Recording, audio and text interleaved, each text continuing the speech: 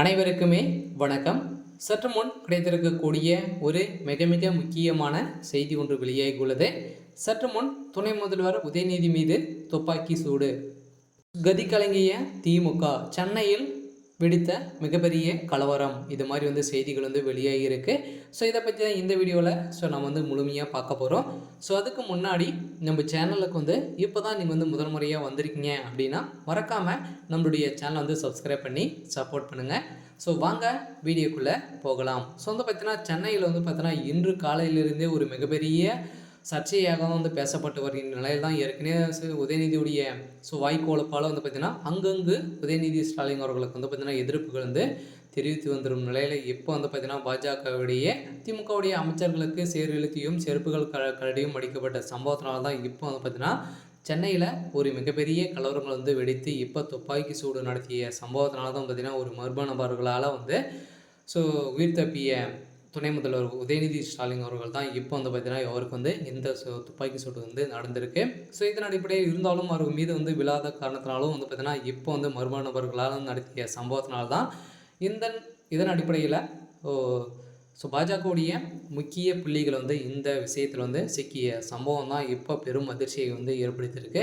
இருந்தாலும் ஏற்கனவே பாஜகவுக்கும் திமுகவுக்கும் நிறைய மோதல் ஏற்பட்டு வந்திருந்த நிலையில் இப்போ பார்த்தீங்கன்னா இதனால் தான் நடந்திருக்கலாம் அப்படின்ற மாதிரி பேசப்பட்டு இருந்தாலும் இல்லை இப்போ பார்த்தீங்கன்னா கனமழை காரணமாக எந்த ஒரு நடவடிக்கையும் சட்டத்துக்கு விரோதமான புறம்பாக செயல்படும் திமுகவுடைய அரசு மீது பார்த்தீங்கன்னா நிறைய எதிர்ப்புகள் வந்திருக்கும் நிலையில் இதன் அடிப்படையில் கூட நடந்திருக்கலாம் அப்படின்ற மாதிரி தான் பார்த்தீங்கன்னா இப்போ சிபிஐ அவருக்கு பார்த்தீங்கன்னா வெளியிட்டுள்ள அறிக்கையில் நடந்திருக்கு. இருந்தாலும் சென்னையில் இப்போ பார்த்தீங்கன்னா காலையிலேருந்தே ஒரு மிகப்பெரிய சம்பவம் தான் நடந்துட்டு வரும் நிலையில் தான் இப்போ துணை முதல்வர் உதயநிதி மீது துப்பாக்கி சூடு நடத்திய சம்பவத்தினால தான் பார்த்தீங்கன்னா திடீர் மருத்துவமனையில் அனுமதி பெற்று இப்போ சிகிச்சை பெற்று வரும் உதயநிதி ஸ்டாலின் அவர்களுக்கு தான் பார்த்தீங்கன்னா எந்த ஒரு லேசான காயங்கள் தான் இருக்குது. இருந்தாலும் அவர் மீது குண்டுப்படாத சம்பவம் தான் அங்கு நடந்த அடிதடி மோதலினால் தான் இவருக்கு சில பல காயங்கள் ஏற்பட்டிருக்கு. இருந்தாலும் மக்கள் பார்த்திங்கன்னா எங்கே சென்றாலும் எதிர்ப்புகள் தெரிவித்து வரும் நிலையில் இப்போ வருகின்ற சட்டமன்ற தேர்தலில்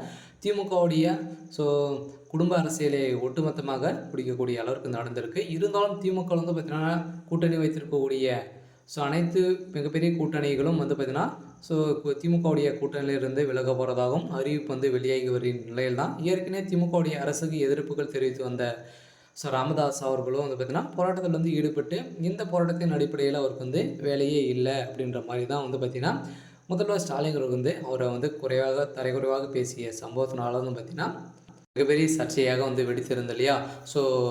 அரசியலே பார்த்திங்கன்னா முழுமையாக கற்றுக்கொண்டு அரசியலுக்கு வந்தவர் தான் ராமதாஸ் அவர்களே பார்த்திங்கன்னா இவருக்கு முதல்வர் ஸ்டாலின் அவர்கள் பார்த்திங்கன்னா எந்த ஒரு பேச்சில் கூட பேச தெரியாத அளவிற்கு தான் பார்த்திங்கன்னா மக்களிடையே பேசப்பட்ட ஒரு நிலையில் இவர் பார்த்திங்கன்னா தரைக்குறைவாக பேசிய சம்பவத்தினால தான் இப்போ திமுகவுடைய ஆட்சி மீதே பார்த்திங்கன்னா நிறைய சம்பவங்கள் நடந்துட்டு வருது. இருந்தாலும் என்னென்ன நடக்க போகுது அப்படின்றத வெயிட் பண்ணி பார்க்கலாம்.